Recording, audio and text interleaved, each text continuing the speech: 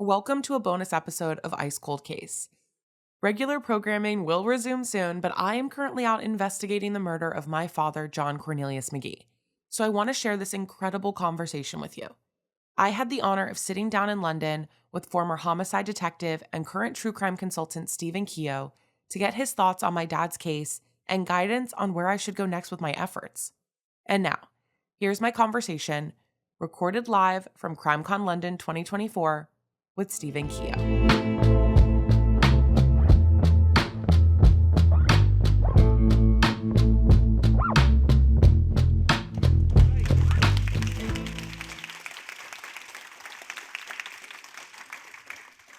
What? I have to start? It's your podcast. I'm your guest. Hi, everyone.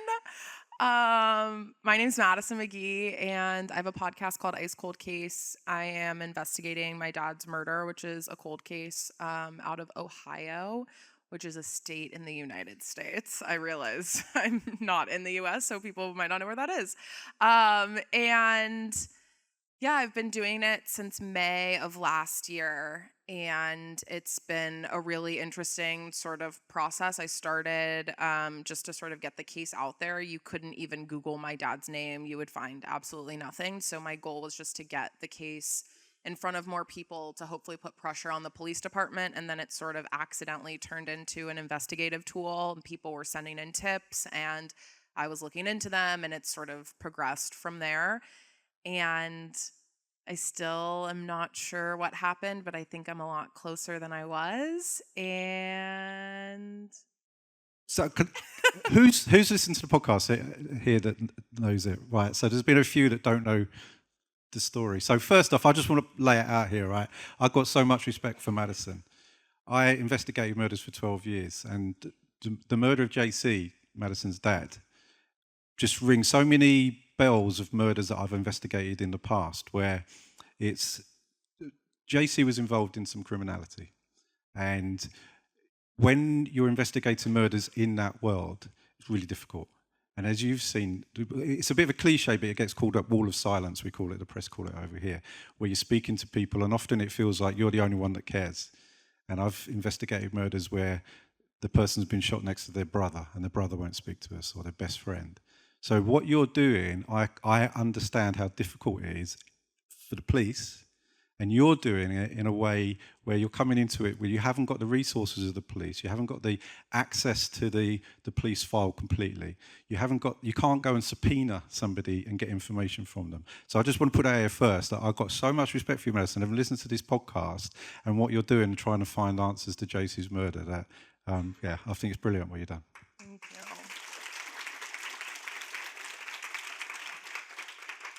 Thank you. I have a lot of respect for you too. This is very exciting for me because I haven't gotten a lot of help from the police. So I've done a lot of the legwork to just get information that they already had. There's also information that they didn't have, but they had, case files and things that I wasn't able to get for a very long time. So it's lovely to sit with someone who has sort of that background and that knowledge to just see what you think. Yeah, I mean, so we can come at it from different angles. So first off, if we look at the police investigation, what happened at the time. So essentially what happened was there was we would call it a robbery, a home invasion, and your dad's sister lived next door. So some people broke into Aunt Pearl's house, and they were looking for a safe, they were looking for money. And then they went from Aunt Pearl's house, probably at the instigation of a main character in this, Omar. Now, Omar is Pearl's son, and from what Omar said, these home invaders then went to your dad's house. And your dad must have come to the door, they were kicking the door, kicked it at least 3 times, and he was shot on the doorstep.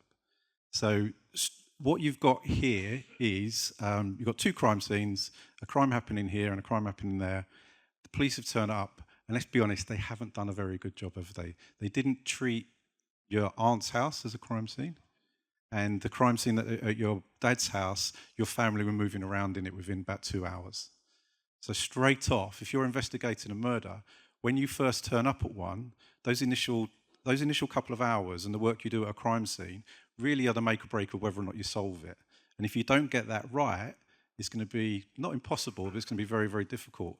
So the police in Ohio, essentially what they've done is they've put themselves on the back foot straight away by not treating these places as the crime scenes that they should do.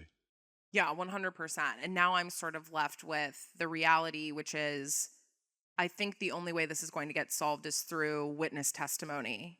And the witnesses in this case are wildly unreliable. And some we don't even know, because there were 4 people allegedly doing this home invasion, but only one of them pulling the trigger. So, in theory, 3 of them could probably get a pretty solid deal if they turn on the one. But who they are, if they will do that, we're still not sure. And without really any physical evidence, which really wasn't collected, the crime scene wasn't treated properly, it's nearly impossible to rely on any of that as a means to solve this case. So if you think about it logically, so you've got 2 crime scenes here. Well, actually, I'll talk about it. You've got more crime scenes, but 2 physical locations. You've got Aunt Pearl's house, and you've got your dad's house where nobody went in. For half an hour, these suspects were ransacking a house. And so when it comes to murder, there are 2 different types of murder, essentially. You've got premeditated and ones that happen spontaneously. If someone is going to a location knowing they're going to commit a murder, they're going to be much more careful. They might wear gloves. They might wear gloves. They might do things to mask. They might leave their phones at home. They might go in a stolen car. These people, I think, went there with the intention of committing a robbery, but not to kill your dad. That's my feelings on it. Yeah. And if you look at it from that mindset, they would not have been careful inside your aunt's house. They would have left fingerprints, DNA. One of the first murders I investigated, and this is why it resonates with me, back in 2009, it was exactly the same thing. There were these gang in South London that were going around robbing drug dealers, and they would arrange a meet, and it would turn violent very, very quickly.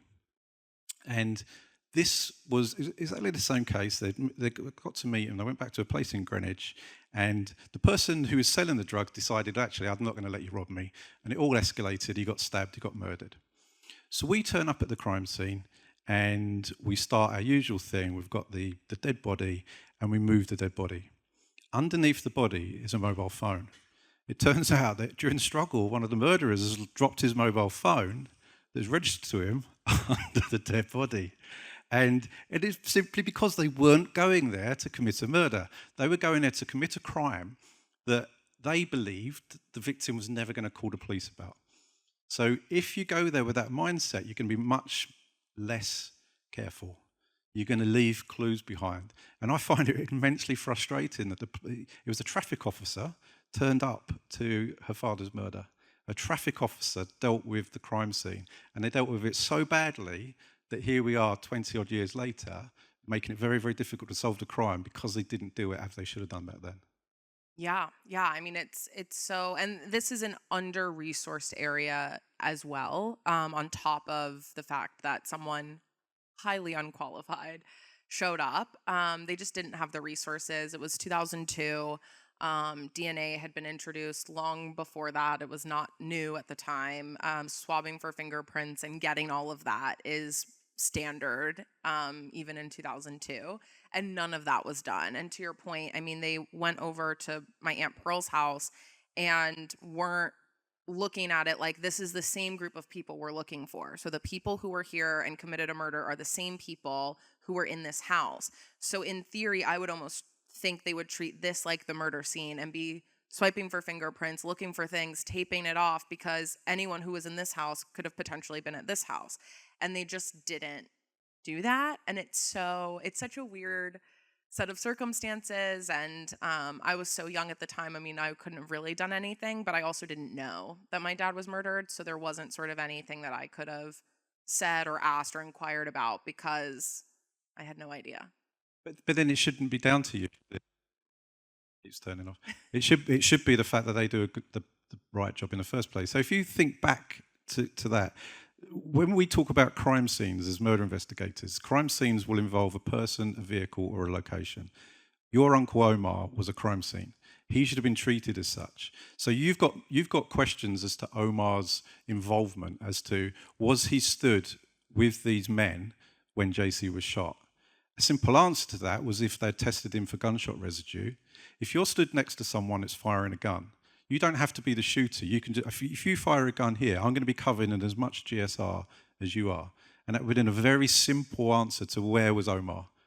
Well, look at the GSR. What they literally do is count the number of particles, and by counting the number of particles, you know whether someone has handled a gun or was there when it was fired. And it was something as simple as that would have answered the question that you've been trying to answer: is where was Omar when my dad was shot? Yeah, yeah. And his whereabouts have been unknown for the entire time. And it's so funny because he is alive and still lives next door to where my dad was killed. And he just won't say where he was or what he was doing. And even stranger, he changes clothes in between the time he makes the 911 call. Someone reports what he was wearing, and it's different than what he was wearing when the police showed up. So in the amount of time it took for them to arrive, he had fully changed clothes, which to me is very strange. It was also 6:30, 6:45 in the morning. So like, why would you need to change clothes? But yeah, there's so many signs that point to him having at least some sort of knowledge of what happened. Maybe involvement is a stretch, but he definitely knows who these people were. I mean, they were in his house for 30, 45 minutes. He went outside with them at the very least. Whether or not he was standing there, still to be determined, but he knows something. And I think that's sort of the biggest question mark, frustration, thing to unlock with this case is where he was and what he knows. And unfortunately, some of the key players in this case have passed away from other things or are in prison for life for other things. And he's just one of these people that's truly just living next door to where this happened and won't say anything. And the police have never really pushed on him. They never treated him as a suspect. It's just, he's such a weird character in this story. And we talk sometimes still, but you can't believe a word that comes out of his mouth, No, can you? yeah. That's the problem. So somebody was, we would call it charged here. I don't know what the technical term would be in America, but they went before a grand jury.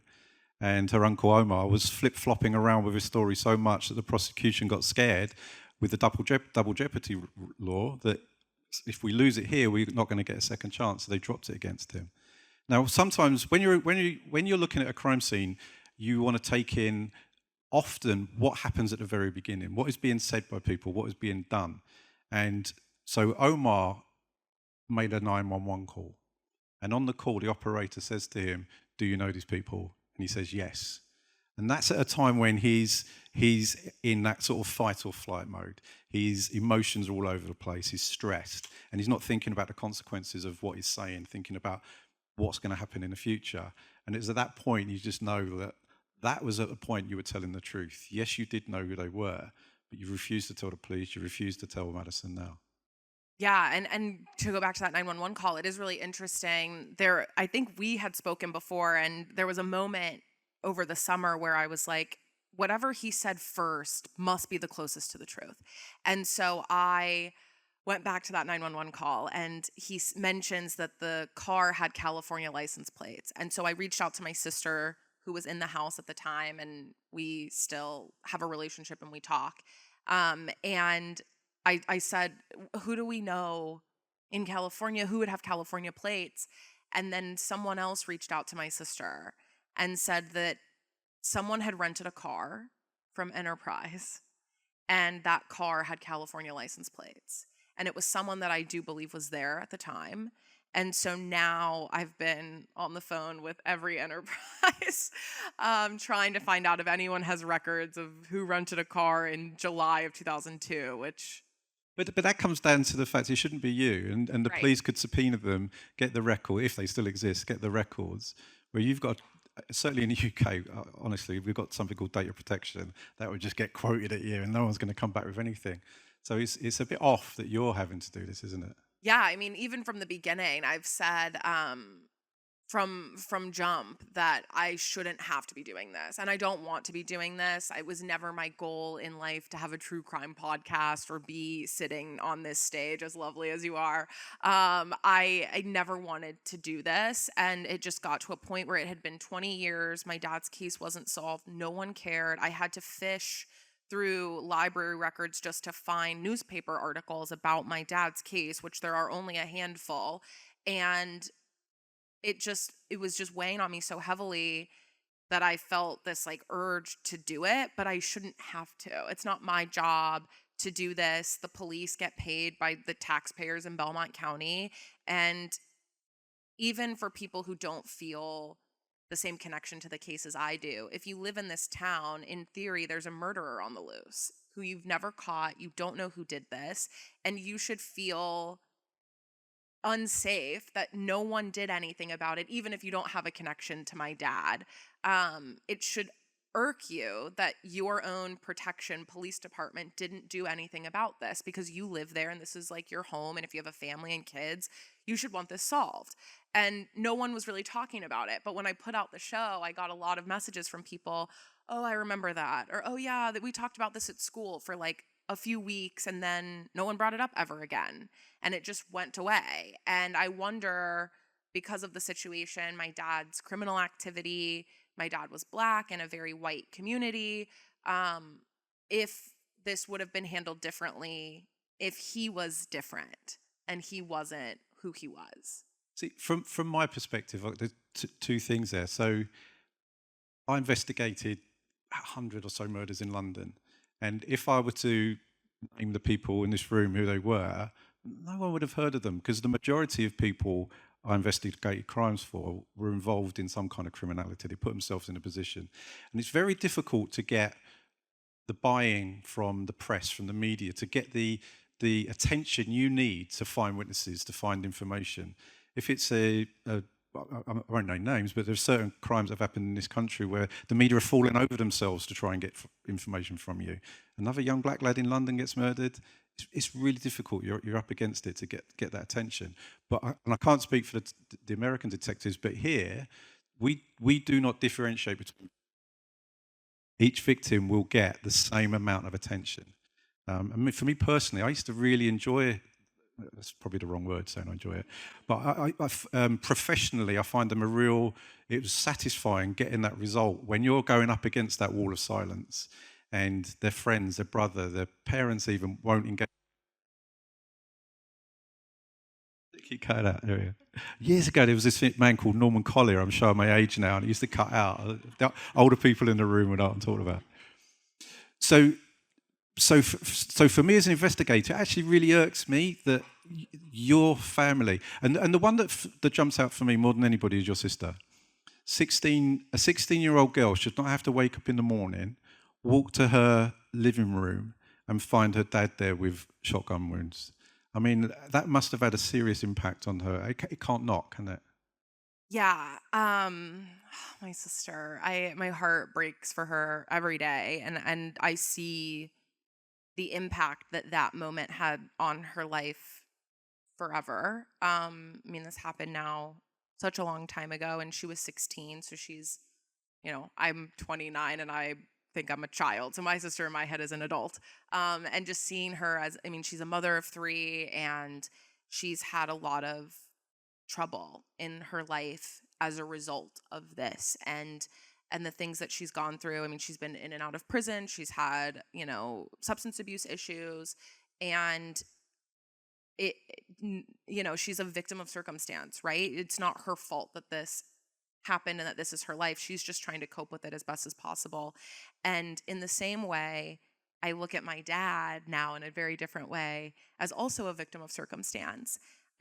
It's so easy to feel very compelled by these perfect victims in true crime podcasts and stories, and just to chalk up my dad as like, well, he made his bed and he made these decisions.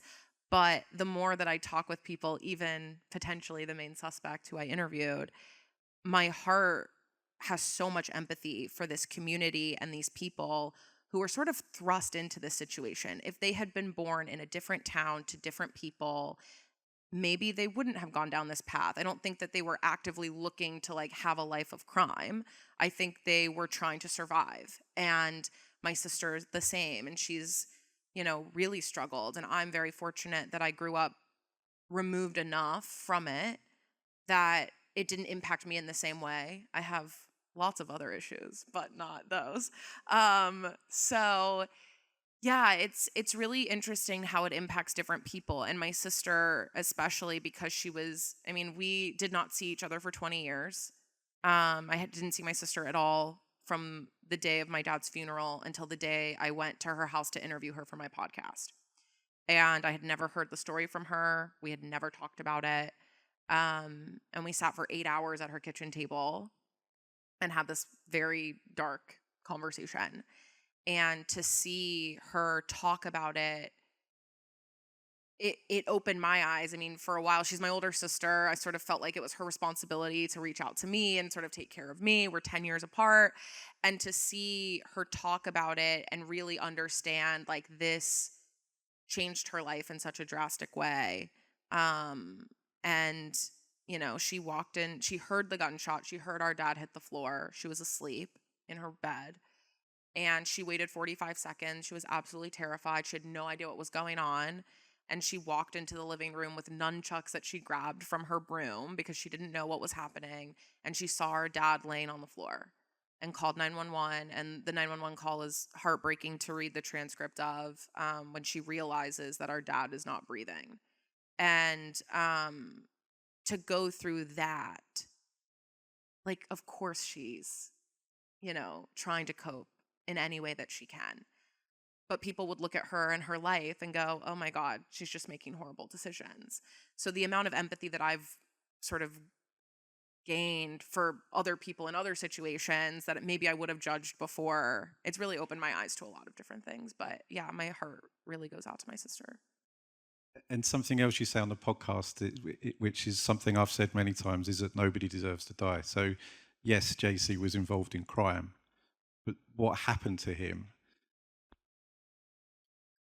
And that I'm a professional here, Chris. I can't work with this. And that's another frustration I see is like people I'm not picking at anybody here, but people in the public, people in the media, people in the police, pick and choose what attention, what service they give to a victim based on their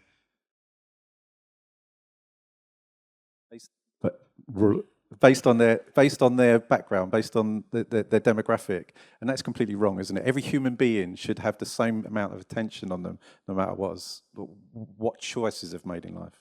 100%. Yeah, I mean, a big theme of the show is that there's no such thing as a perfect victim. We hear about people who go missing or are murdered, and normally when they're beautiful white women, no one's talking about how they bullied someone in high school, right? And everyone, because nobody's perfect, and everyone has done something to someone. I always say, now more than ever, I'm the villain in someone's story. It just happens to be like everyone in my family, but everyone in this room is the villain in someone's story. And most people in here, if you were murdered, that would never be discussed. It just happens that my dad, that's how he's characterized. And a lot of victims are characterized that way as well. And it's unfortunate that that's how we look at it. We collectively, not calling out anyone in this room, but just like in general, our minds go to that. And we think that, the beauty queen in high school doesn't deserve to die, but we don't really care about the drug dealer in our town. And in this case, that was my dad. And so the purpose of this show and the way that it's told is to characterize him in a different way. And that's why I never really wanted to be the center of the story, but it was almost inevitable because that was the only way people were really going to get invested.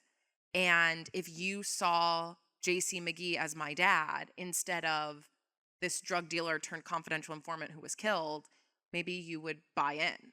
And thankfully that happened. And now it's, becoming more and more popular because of that. And now the police are definitely feeling the pressure. But a lot of people ask, like, what can I do to help? And I just say, talk about my dad's case. in the same way that you would go on TikTok or go on Reddit and talk about these other cases that seem really compelling because it's a mom of 3 who went missing and then they found her body and oh my gosh, her children, she didn't deserve this. You'll talk about it for hours on end and you'll start group chats about it and oh, there's an update and you're sending the article to all of your friends. Why not my dad? And so, yeah, it's really interesting just to see what gets attention and what doesn't, and who gets the resources and who doesn't. And, I'm on a mission now. I get messages from people all the time who have similar stories to me, whose parent or son or nephew or cousin just didn't get much attention. And it's heartbreaking because nobody deserves that. So I came into this case hoping that I could give some help. Obviously, I've investigated a lot of murders. So cold cases, let's talk about how we're going to solve a cold case. So essentially, there are 3 ways in which cold cases are solved. And that is, essentially a cold case is a cold case because the police have investigated and not solved it. So the first thing is to look at that police investigation. What didn't they do? What did they get wrong? What mistakes did they make? That's the first way in which you're going to solve a cold case, by reviewing their case and doing what they should have done in the first place, or doing it differently. So that's the first thing. You can't do that. There's nothing you can do to affect those police officers. You can't make them reinvestigate. I know you would like to have another agency come in for them to relook at it, but you can't affect that either. So for you and your investigations, that's out of the window. The next way in which you're going to solve a cold case is it just me? It is literally just me, isn't it? It's advances in technology and advances in science. So in 2002, DNA was around, but the DNA of today is very much different. It's much more sensitive. So if they treated Aunt Pearl's places as crime scenes they should have done, I've had literally no doubt that there would have been something in there where, okay, we did the DNA testing in 2002, but if we retested it, suddenly something had come up. Again, you've got no power over that. There's nothing you can do. And in actual fact, because they haven't done it right in the first place, that's probably even out of the question now, because there aren't any of these exhibits lurking in a cupboard that we would do. We will retest them. And a lot of the cold cases that would come to us would be from that. In the Metropolitan Police, no murder is gone. No murder is put away forever. It's always reviewed. And the review is often, what exhibits have we got? What advances have we got in science? Let's test them. And quite often you'd have a hit from something that will come up from years ago. You can't do that. So the third way in which you solve a cold case is from people. And generally what that would be, quite often, it's a change in loyalties. I was friendly with you in 2002. Something's happened, I'm no longer friendly with you. Now, when I'm looking at the opportunities for you, now you've sat down, there's a man by the name of Daryl Smith, who the police believe killed JC. And Madison, if you haven't listened to one of these podcasts, listen to it, because it's him being recorded talking to Maddie. Everybody seems to think he's done it. If he has, he's lying through his teeth to you, isn't he? He's looked you in the eye and told you, I didn't kill your dad. Now, the problem you've got in terms of them, they're never going to turn around and say, yes, I did it. Yes, I killed JC. Or I was there and someone else killed him. I'm not going to say that. For me, it's going to be going after the people that they told. Now, depending on who you talk to, there's either 3 or 4 people there. They would have told somebody. Somebody they told may have told somebody. So there's a number of people out there who know what's gone on. For me, that's where you go. And if you want to get people to talk to you, there is 2 ways to do it. And we use these methods in the police. You either go at them emotionally, or you go at them with a reward. So you, Maddie, you're going to be the face of this. So your story and your emotions and how it's impacting you may pull on somebody's heartstrings. And the other side to that, and I don't even know if this is something you've explored or whether it's even a possibility, is a financial reward. So for some other people, it's going to be, I don't really care about Maddie, but actually $20,000 seems like a good incentive for me to go and talk to them. So when I'm looking at the case, that to me, I think, is the only avenue that's open to you that you could explore without all those other options open to you. Yeah, no, it's very interesting because it's hard to know, and I'm hoping that eventually these people sort of come out of the woodwork, and some have, like Jill Templin is a good example. Um, like, who are these people? Where are they? How do you know? I have sort of a list of who I think these 4 people are, and then going out to their web of, okay, they were dating this person at the time, or they were with this person at the time. Okay, did they tell them? Who would they have told? Did they have any kids at the time? It's like this massive web that now I'm trying to piece together of people that I really don't know. And yeah, it's tough. But then you get messages on Instagram from people like Jill, and you're like, oh, okay, maybe they'll talk. But then you hear, so Jill was Daryl Smith's girlfriend at the time. And Jill reached out to me and was very lovely and kind. And she shares a child with Daryl. So they have this very weird connection, but they aren't together and they haven't spoken in, several years. And she says that she was with him and that it wasn't him. I don't know if I believe that, but it's hard when now all of these other people are sort of trying to cover their own tracks. But if I can get someone like Jill to say, oh yeah, he told me what happened, that starts to open up that web. And now I've identified, there's nicknames I've been hearing. Tone is a big nickname in the show and in this case. I think I've identified the name of who Tone is. So now I'm trying to figure out, okay, who was he connected to at the time? I know that Daryl Smith was a gang member, so trying to figure out who maybe is out now. There's just so many avenues to take, right, of finding these people. But they're out there somewhere. It's so difficult, though. So what you're describing to me is what I used to do as a murder investigator. But I would have open to me their telephone data, CCTV at where they lived, movements of their cars, their social media usage. There's so much open to you, but it's still difficult to solve these crimes. You're not even doing it with one arm tied. You've got 2 feet and an arm. You've got both arms and you're blindfolded. It's that difficult how it is to you to get to that point where you can say, I'm satisfied that I've identified my dad's killers. That's really difficult. Yeah, it's been really hard. And to me, Daryl Smith was crazy. I mean, this is someone who I had openly on a podcast said I thought killed my dad. And to hear from him on Facebook was really crazy. I woke up in the morning at 6 a.m. to a message that was like this long. And I was like, oh no. I thought he was in prison and I never thought he would listen to the show. And he wanted to sit down and talk with me. And so I flew out to West Virginia and I met with him. We were sitting about this far apart from each other. And it's really tough because at the time he was very convincing.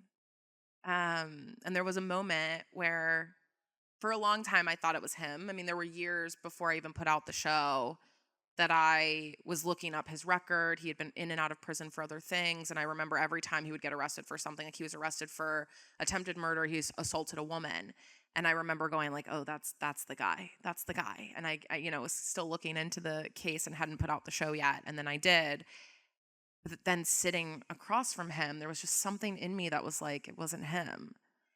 And now it's weird when you start to lose trust in yourself. Up until that point, I had really trusted my gut. And that's the whole premise of this show was based on me and my gut feeling, because unlike a detective, I can rely on that. I don't have to really have facts. I can follow leads based on like, oh, I have this feeling, let me look down this path, because I don't really have anyone to answer to and no one else is doing this. So I can sort of be a little bit more like, okay, let me look at this, or let me look down this avenue, or I just have this weird feeling about this person. Who is this person? And it was the first time I stopped trusting myself. And you can almost hear the change of quality and tone in the show for like a few episodes where I'm just so confused and I don't know what I believe. And so it makes me nervous even now talking to people and interviewing, if I talk to Jill again or anyone else, like, am I gonna trust myself enough to do it? And I'm getting really worried, and I think I'll get back on track because now Daryl is back in prison and doesn't know this, but I think he killed my dad. And it's very weird now. I have to convince him that I don't think that so that I can keep talking to him. And it's just a weird it's a weird situation to be in, because now I feel like, did I miss my moment? I sat this far away from this man. I mean, what was I going to do? Like scream at him and say, I think you killed my dad. Did I miss my moment in that moment to be like, I think you did it? Because I let him talk and I sort of let him think that I was like, oh, maybe it wasn't you. Or maybe that was the right thing to do. I don't know. I found that really interesting in your episode. I saw that. I saw the change in you were going in there in my mind, I'm going to be talking to the person that killed my dad. Not many people have actually sat across a room from somebody that's committed a murder. And it's not as simple as going in and going, well, I'm going to see through their lies. I'm going to see, they're going to give themselves away in some way. Because people can sit and lie to you, bare to your face, and you could come out there and think, actually, I'm unsure now. And I've done it as a police officer. You've gone in, you've got the evidence, you go and speak to them, they're trying to talk their way out. And there's a part of you that ends now doubting it. Like, ooh. Because in this country, people, when you interview them, tend to, we call it saying no comment. They've got a right to silence, so they say nothing. When they speak to you, you're like, oh, maybe they are innocent, because they would have got no comment otherwise. And you do start to doubt yourself, and I saw that in you. But I think it's so rare for people to sit across the table from someone who's not even just killed your dad, who's committed a murder. What were you expecting? What were you hoping would happen? Was it that he would crumble in front of you, or you'd spot the signs, or what was it? Yeah, I knew he was going to say he didn't do it. And so it's shocking to me, even listening back, that like I was surprised, because I knew that obviously that's what he was going to say, because he reached out to me. He wasn't reaching out to me to like admit it in the middle of the library, which was where we met up. So I knew he was going to say he didn't do it, but I think I was hoping that my gut reaction would tell me like, oh, he's lying. Oh, that he's not telling the truth. And also I sort of gave him an out, because I thought to myself, okay, he's going to say he didn't do it, but he's also going to say, but I know something else, and offer maybe up information to get me off of him and on to someone else. And that maybe even that information would help me identify additional people who were there. That was sort of my hope. But he went in and he was like, it wasn't me, and I don't know what happened. And that was, to me, almost like, well, if you didn't want me to think it was you, you would just offer up a new name. So maybe it really wasn't you, and maybe you really don't know what happened. And I don't know. And you know, he went on and on about the police sort of out to get him, which made sense, especially in this town. He's been framed for other things. I don't know. It was just a really compelling, and in my mind, this is so silly. I'm like, oh, you know, white serial killers want to meet their victims' kids. Black gang violence people probably aren't doing that, right? Like, I don't know. It just seemed like such a Ted Bundy thing to do, to like sit in the library with me. And like, I'm like, this Daryl Smith is no Ted Bundy. You know what I mean? So it just felt very strange for him to want to sit across the table from me as a black man looking at a black woman, knowing sort of his identity and what town he comes from and the community he comes from. Why would he sit across the table from me if he killed my dad? But he probably did kill my dad. I don't know. It's just such a weird, my mind still to this day is so twisted by the whole thing. If you look at it from his point of view, if he was the one that killed JC, he's been for 20 plus years, he's got away with it. I got away with murder.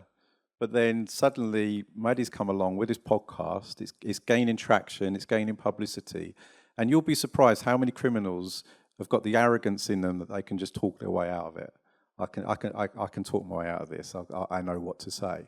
So, yes, he may sound convincing, but that doesn't mean that he's telling the truth. It just means he's a good liar.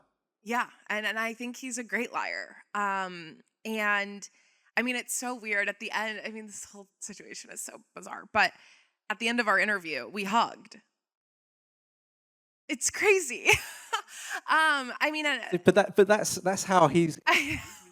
Regardless of whether or not he's telling the truth, you went in there expecting that I'm now facing the person that's killed my dad, and he's cuddled you. I mean, that tells. I've never met a man, but regardless of anything, through his words alone, he was able to switch you from someone going in there, I'm going to catch this man who's killed my dad, so I'll give him a cuddle. I mean, that speaks volumes, doesn't it?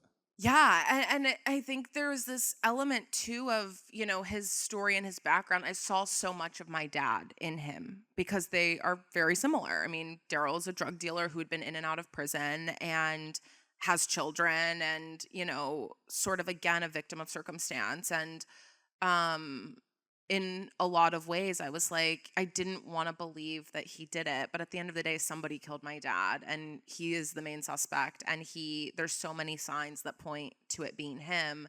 um but at the end of the day, I think it's this weird moment I had of going into that interview and also the second installment of the show, which is episodes 10 through 18. I had this weird moment because the show got popular. And when I first released the show, I thought no one would listen. And this was sort of like me just talking into the airwaves for closure and peace, and no one would really care. Um, and a lot of people started to listen, and you open yourself up to a lot of criticism when people are listening, the more popular it gets. I think for a while we had like 5 stars on Apple Podcasts because it was like all my friends, right? And then you open it up and people listen and they're like, oh, I've got some thoughts on this. And then it's like you just see the number go down and you get weird reviews. And it's sort of this weird moment of like, oh, people are listening to this and they hate it. And there's a whole Reddit thread about me and this now, and I shouldn't read it, and I read it every morning. But so one of the critiques was that I didn't look at the other side of this, and that I was so adamant it was Daryl Smith, and I never looked at anyone else or his side of the story. And I went into part 2. The whole theme of part 2 was like there's 2 sides to every story. So getting this Daryl interview was like huge for the show because it was like, okay, everybody, you think I'm one-sided. Well, let's hear from Daryl. And so I almost went in hoping it wasn't him so that I could be like, see, I'm open to other people and other suspects and other things. And I almost let like public opinion, in the same way that I wanted public opinion to help me, I almost let it sway me in a weird way. And yeah, I don't know. Now I couldn't care less what other people think. But it's fun to read. The comments are very funny, and I screenshot them and I have it saved as fan mail on my phone. But I've made it funny now. But in the moment, it really impacted me and sort of steered me down a direction that now I've luckily sort of reverted back to like where I was before. But I was so worried about what other people thought, and that I wasn't giving him, the right amount of opportunity to speak his mind and speak his piece. And there were other people that, I don't know, I was very confused at the time, but now I'm coming for you, Daryl Smith. One of the things that really interests me is what you use this word. I don't tend to use it when it comes to victims' families, but you use the word closure.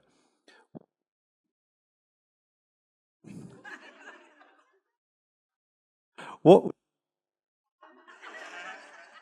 would you consider closure? What is it? Obviously, the pinnacle of everything you're doing is that the person or the people that killed your dad go to prison and face justice. How far up that scale would you be satisfied with? That's a good question. The answer to that question changes every day. When I first started this, I was talking to someone and they asked me, what does that look like for you? And I remember just saying, oh, if I can go to bed at night and know who killed my dad, that'll be enough. And then there was a moment where, I got really close to thinking I knew, and it was like, well, now I need that knowing is not enough. I need more.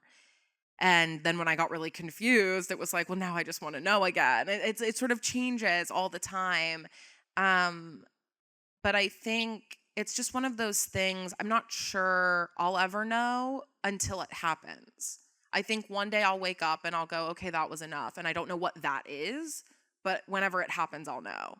And I think that will be evident based on, right now, this case and my dad is very all consuming and is my whole life and my job, and it's everything to me.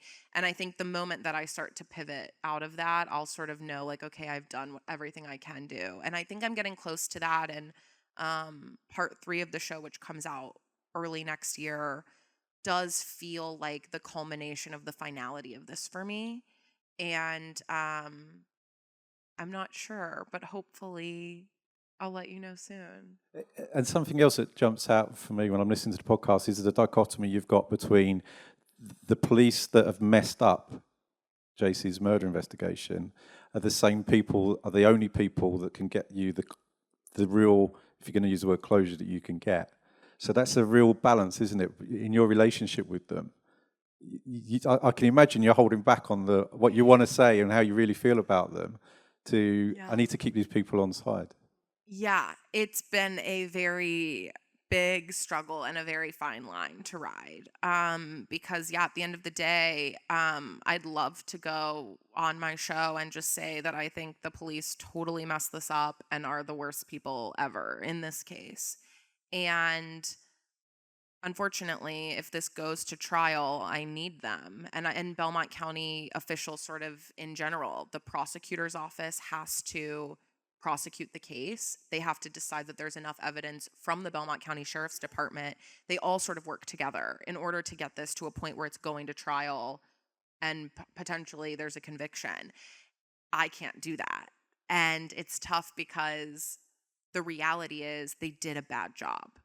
So how do I tell that story and explain I have to do this because they did a bad job, but also say, but I need their help and I need them at the end of the day. And I think, not to really like tease the show, but part 3 is sort of also addresses this. And, I, again, as much as I shouldn't have to do this and don't want to be doing this, here I am.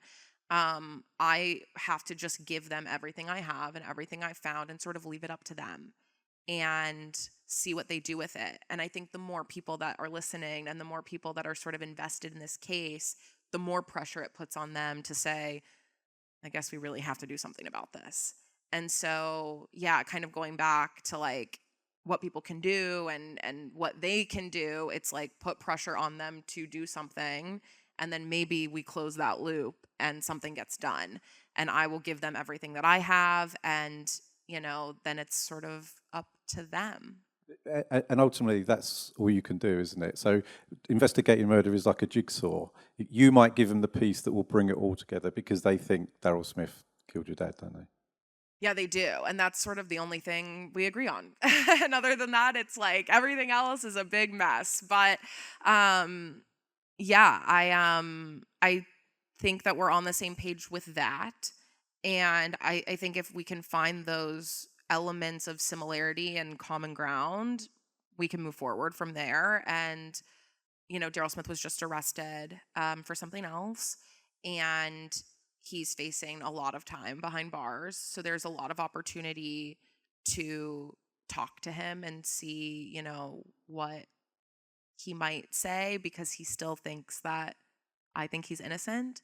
So, we won't tell him otherwise, don't worry. I don't even know where he is right now, so I wouldn't even know where to lead you to talk to him. But I think that there's possibilities here for us to get on the same page and figure out what happened. I think we're opening it up to questions now, Chris, is that? No, we're at time, guys. Oh, we're at time. So sorry. Wow. Was that 45 minutes? About 10 minutes ago. I'm really sorry, guys. Oh, so sorry. Oh, sorry. Okay, sorry. well, I'll be at my table. I don't know where Steve will be, but I'll be at my table and you can come ask me questions there.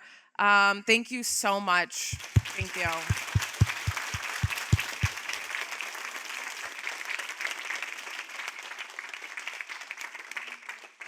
You've been listening to Crime Conversations recorded live at CrimeCon London 2024, partnered by True Crime. For more information on future CrimeCon events, visit crimecon.co.uk. Thank you so much for listening to this conversation. If you'd like to join me this June 7th and 8th of 2025 at CrimeCon London, you can use my code icecoldcase10 for 10% off your ticket. And I'll see you soon right here, wherever you're listening, for part 3 of Ice Cold Case.